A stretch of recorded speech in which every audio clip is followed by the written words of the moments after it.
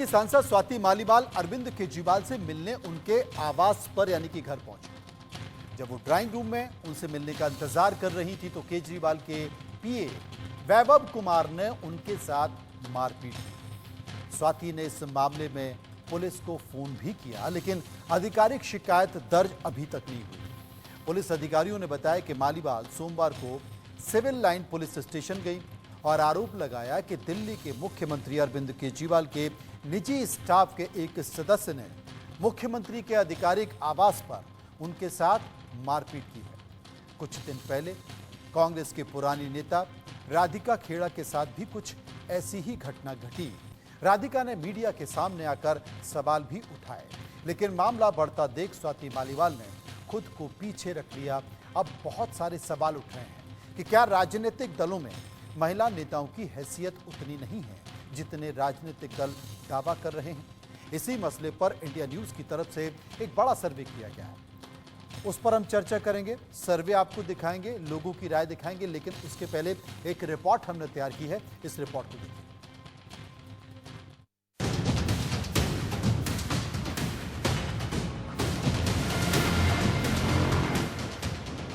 CM house में स्वाति मालीवाल के साथ क्या हुआ? वो महिला कौन जिसने कॉल की फिर हो गई मौत? केजरीवाल के सामने क्या स्वाति मालीवाल से बदसलूकी हुई? स्वाति मालीवाल से किसने कहा सॉरी, माफ कर दीजिए? क्या स्वाति मालीवाल के कॉल की कहानी पूरी तरह झूठी है? सीएम हाउस से सिविल लाइंस दफ्तर तक सबसे बड़ी पहेली। आखिरकार 24 घंटे से भी ज्यादा वक्त बीत जाने के बाद सस्पेंस खत्म हुआ। दिल्ली के सीएम अरविंद केजरीवाल के घर में सोमवार की सुबह क्या हुआ, इस रात से पर्दा हट गया। बीजेपी नेता तो सोमवार से ही आम आदमी पार्टी पर गंभीर आरोप लगा रहे थे। सीएम अरविंद केजरीवाल को घेर रहे थे और आम आदमी पार्टी को महिला विरोधी बताकर दबाव बना रहे थे।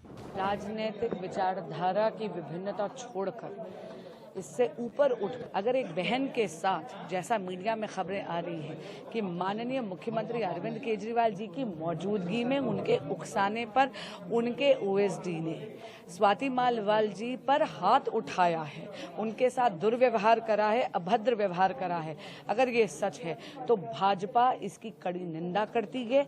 ये शर्मसार करने वाली बात है और इसमें जवाबदेही बनती है माननीय मुख्यमंत्री अरविंद केजरीवाल जी की कि अगर उन्हीं की पार्टी की एक महिला सांसद, एक महिला कार्यकर्ता उन्हीं की मौजूदगी में उन्हीं के घर पर सुरक्षित नहीं है तो दिल्ली की बेटियां, दिल्ली की नारियां कैसे सुरक्षित हैं? अब बीजेपी के दबाव में कहें या फिर किसी रणनीति का हिस्सा, सोमवार सुबह हुई वारदात पर आम आदमी पार्टी ने मंगलवार दोपहर को चुप्पी तोड़ी और साफ हो गया कि बदसलूकी स्वाति मालीवाल के साथ ही हुई थी।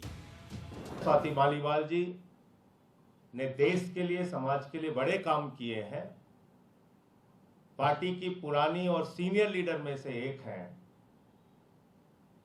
हम सब उनके साथ हैं और निश्चित रूप से ये जो पूरा प्रकरण हुआ है इसको मुख्यमंत्री जी ने गंभीरता में संज्ञान में लिया है और इस पे कार्रवाई करेंगे। आम आदमी पार्टी कह रही है कि सीएम केजरीवाल अपने पीए विभव कुमार के खिलाफ सख्त एक्शन लेंगे, लेकिन अब तक स्वाति मालीवाल की तरफ से कोई आधिकारिक रिपोर्ट दर्ज नहीं कराई गई है। पुलिस बस इतना कह रही है कि कॉल आई थी लेकिन फिर कोई सामने नहीं आया। At 9:34 a.m. around in the morning, we received a PCR call wherein the caller said that she has been assaulted inside the CM residence. Accordingly, local police responded to the call and SHO and the local police reached at the spot. After some time, MP Madam Swati Maliwal ji came to police station civil lines.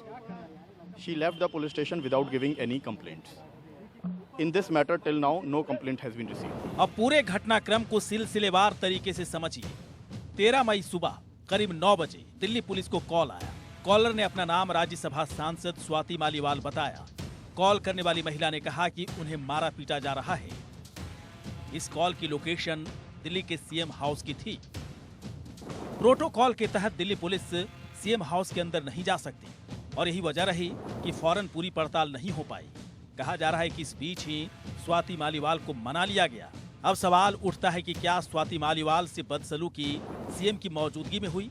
यदि हाँ, तो अब कार्रवाई का दावा करने वाली आम आदमी पार्टी और सीएम केजरीवाल ने उसी वक्त एक्शन क्यों नहीं लिया? 36 घंटे बीत जाने के बाद भी विभव कुमार के खिलाफ एक्शन की सिर्फ बात ही क्यों की जा रही है? क्यों नहीं विभव कुमार को सस्पेंड करने की फाइल बनाई गई?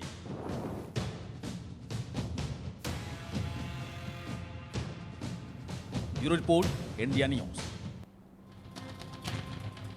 चलिए विस्तार से चर्चा कर लेते हैं। कुछ सवाल है जो हमने लोगों के बीच जाकर पूछे और लोगों ने उनकी राय भी दी है। पहला सवाल टीवी स्क्रीन पर आपके सामने। पहला सवाल, सांसद स्वाति मालीवाल के साथ बदसलूकी की घटना पर एक्शन में देरी क्यों? 36% लोगों ने कहा कि घटना को दबाने की कोशिश की गई। 9% लोगों ने कहा कि मुख्यमंत्री हाउस का प्रोटोकॉल। 36% लोगों ने कहा कि पुलिस का ढीला रवैया इस पूरे मसले पर रहा है और 19% लोगों ने इस मसले पर कोई भी राय देने से इनकार कर दिया। आर.के. मिश्रा बीजेपी के नेता, विजय कौशिक कांग्रेस के नेता और डॉक्टर सांत्वना श्रीकांत महिला अधिकारी कार्यकर्ता हमारे साथ जुड़ी हुई हैं। सभी का हम स्वागत करेंगे, चर्चा करेंगे, समझने की कोशिश करेंगे। लेकिन इस पर हम विजय कौशिक साहब जो कि हमारे कांग्रेस के नेता, उनसे तो पूछेंगे, लेकिन उसके पहले डॉक्टर सांत्वना श्रीकांत हैं जो कि महिला अधिकार के लिए काम करती रही हैं। सांत्वना जी, इस पूरे मसले को आप कैसे देखती हैं, खासकर ये सवाल और जनता की राय भी आपके सामने? ये बहुत शर्मनाक घटना है। स्वाति मालीवाल जी विमेंस के लिए हमेशा लड़ती रही हैं। वो दिल्ली विमेन कमीशन की चेयरपर्सन रह चुकी हैं और उनके साथ यह घटना होना मतलब यह शर्मसार करता है दिल्ली को, दिल्ली की सरकार को। यह एक तरह से विमेन सुरक्षा पर कड़ा प्रश्न खड़ा करता है कि क्यों, मतलब उस महिला को भी आप मार पीट सकते हैं जो विमेन अधिकार के लिए लगातार लड़ती रही और वो कुछ नहीं कर पा रही है। मतलब ये कितनी शर्मनाक बात है। मतलब इस बात पे एक मतलब व्यंग भी आप कर सकते हैं कि ये सरकार की क्या हैसियत है कि आपके विमेन जो चेहरा रही है स्वाति मालीवाल, आप जो विमेन सशक्तिकरण का चेहरा प्रेजेंट करते थे, आप उसी को आज मार पीट रहे हैं और उसके लिए आपकी पार्टी में कोई कुछ किया नहीं गया, पार्टी की तरफ से कुछ भी नहीं किया गया। अभी मैं संजय जी का बयान सुन रही थी कि अभी उनका बयान जारी हुआ है, अभी तक उनको हिरासत में नहीं लिया गया विभव जी को। मतलब आपके एसपी ने कैसे हिम्मत कर ली उनको मारने की बिना? ये बड़ा सवाल है तब जबकि महिला आयोग की वो अध्यक्ष रही हैं, महिलाओं को लेकर हमेशा लड़ाई लड़ती रही हैं, राज्यसभा की सांसद हैं, उनके साथ बदसलूकी हुई, उन्होंने फोन भी किया, बावजूद इसके कोई कार्रवाई नहीं हुई है। सर्वे का दूसरा सवाल कि क्या राजनीतिक पार्टियों में महिला कार्यकर्ताओं के साथ बदसलूकी होती है? 66% लोगों ने कहा हाँ होती है, 31% लोगों ने कहा नहीं होती है और 3% लोग इस पर कुछ भी कहना नहीं चाहते थे। कांग्रेस के नेता हमारे साथ मौजूद हैं, विजय कौशिक जी। कौशिक साहब, आपकी तरफ से कोई बयान नहीं आया इस पर? नहीं, बयान तो इस मामले में बड़ा स्पष्ट है हमारा। देश में किसी भी महिला के साथ किसी भी प्रकार की हिंसा बर्दाश्त नहीं है और अगर आम आदमी पार्टी के चीफ अरविंद केजरीवाल इसमें शामिल हैं तो निश्चित तौर पर जांच के बाद अगर ये साबित हुआ तो हम उनसे गठजोड़ भी तोड़ सकते हैं। लेकिन अभी तक जो हमें जानकारी मिली है वो ये है कि जो उनका पीए है वो सरकारी कर्मचारी है और कहीं ना कहीं मोदी सरकार की तरफ से उन्हें लालच देकर इस कृत्य को करवाया गया है। तो इससे स्पष्ट होता है कि देश में महिलाएं सुरक्षित नहीं हैं और इस मामले की गहराई से जांच होनी चाहिए और जो भी दोषी है, चाहे माननीय मोदी जी दोषी हैं, चाहे अरविंद केजरीवाल जी दोषी हैं, उनके खिलाफ कड़ी से कड़ी कार्यवाही निश्चित तौर पर होनी चाहिए। ये आपने बड़ा विषय दिया कि कोई भी दोषी है महिलाओं को उसमें कड़ी से कड़ी कार्रवाई होनी चाहिए, लेकिन सवाल आम महिलाओं का नहीं है, सांसद महिला का है और वो मुद्दा देश का भी है और विदेशों का भी है। ऐसा नहीं है कि सिर्फ भारत में ही महिला सांसदों के साथ बदसलूकी होती है, उत्पीड़न होता है पूरी दुनिया में। मैं एक आंकड़ा आपके सामने रखना चाहता हूं, पूरी दुनिया में महिला सांसद इसका शिकार होती है। ये गौर करने वाली बात है। 2023 के एक सर्वे की रिपोर्ट के मुताबिक पूरी दुनिया में 85.2% महिला सांसद कभी न कभी मानसिक उत्पीड़न का शिकार हुई। वहीं 46.9% महिला सांसदों ने कहा है कि वो कभी न कभी यौन उत्पीड़न का शिकार बनी। जबकि दुनिया भर की 44.4% महिला सांसदों ने कहा है कि वो ऑनलाइन वायलेंस का शिकार हैं। ये आम महिला सांसदों की बात नहीं कर रहा हूँ, ये मैं दुनिया भर के जो महिला सांसद हैं उनकी बात कर रहा हूँ, उनके उत्पीड़न की बात कर रहा हूँ। बड़ी बड़ी राजनीतिक पार्टियां हैं, वो महिला अधिकारों की बात करती हैं, महिलाओं के मनोबल की बात करती हैं, महिलाओं को आगे रखने की बात करती हैं, महिलाओं को मजबूत करने की बात करती हैं, स्वावलंबी बनाने की बात करती हैं, अधिकार देने की बात करती हैं। लेकिन जो सच्चाई का आंकड़ा इस वक्त आपके सामने है। भारतीय जनता पार्टी के नेता और प्रवक्ता भी इस वक्त मेरे साथ मौजूद हैं। मैं उनके पास चलूंगा और उनसे जानने की कोशिश करूंगा। मिश्रा साहब, आप क्या मानते हैं? मनोज जी, देखिए, आरोप प्रत्यारोप से तो मुझे लगता है वास्तविकता बिल्कुल नहीं बदलेगी जी। अभी ये विजय कौशिक साहब अभी कह रहे थे, क्योंकि साहब सब कुछ मोदी जी का क्या कराया हुआ है, जो भी है दोष आप मोदी जी को देते।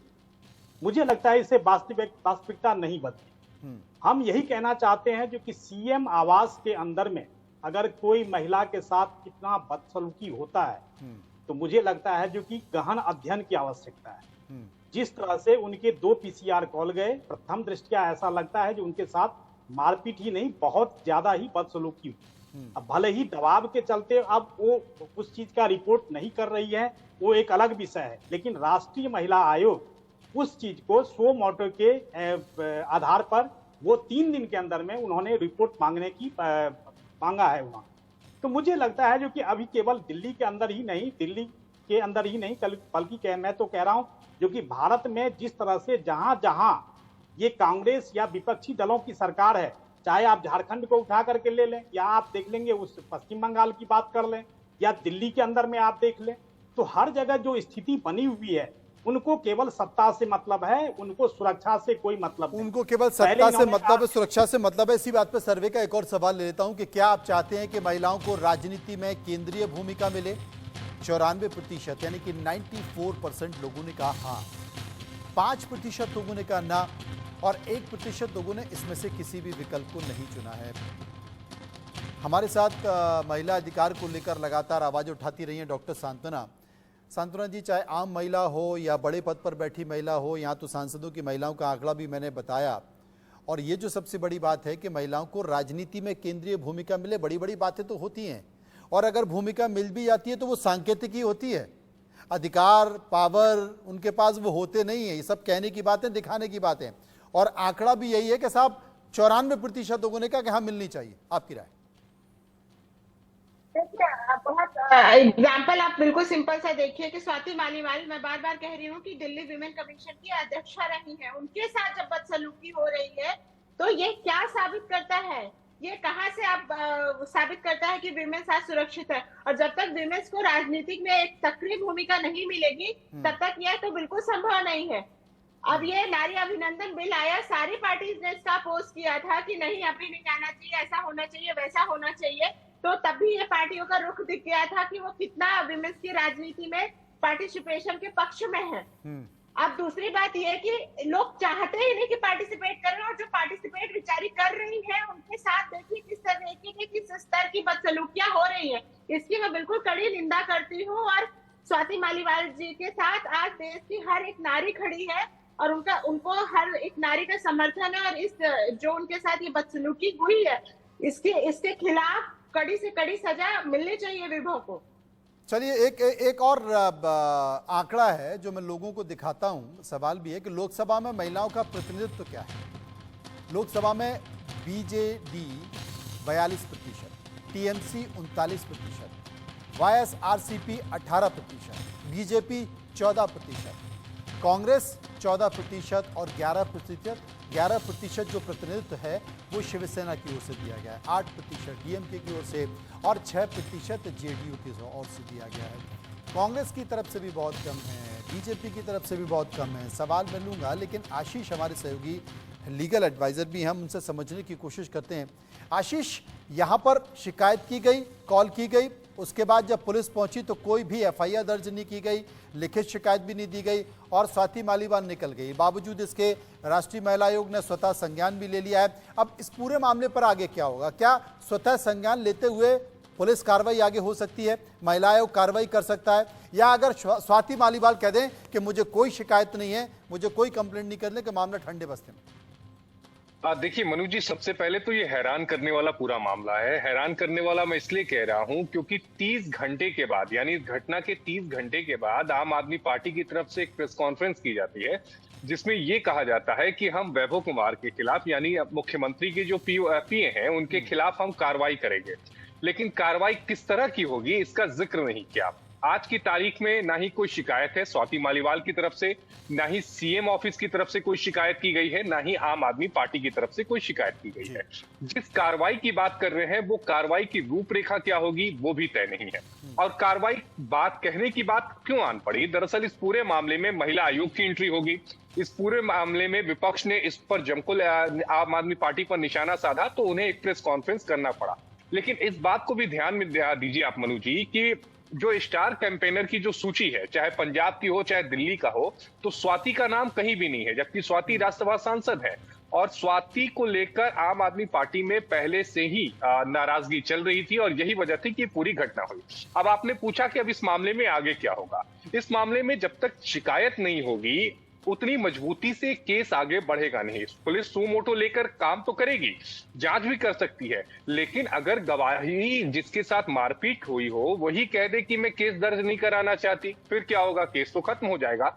तो ये वही स्वाति मालीवाल है। आपको ध्यान में होगा जो जब दिल्ली महिला आयोग की अध्यक्ष थी तो हर मुद्दे को लेकर वो प्रदर्शन करती थी, सड़क पर आ जाती थी, लगातार ट्वीट करती थी। मैंने तो कवर किया है और महिलाओं से संबंधित हर छोटे छोटे मामले को स्वाति मालीवाल ने दिल्ली महिला आयोग के अध्यक्ष होने के नाते बखूबी उठाया और उसे अंजाम तक पहुंचाया। लेकिन वो अपनी लड़ाई नहीं लड़ पा रही हैं और अपनी लड़ाई लड़ने की जहां पर बात आई तो वो चुप्पी साध गई हैं।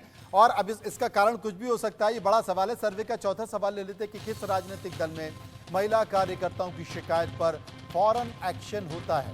44% लोगों ने कहा बीजेपी, 2% लोगों ने कहा कांग्रेस, 6% लोगों ने कहा आम आदमी पार्टी और 18% लोगों ने कहा सभी पार्टियां और 30% ने कहा किसी भी पार्टी में नहीं है। जवाब दे दीजिए कौशिक साहब।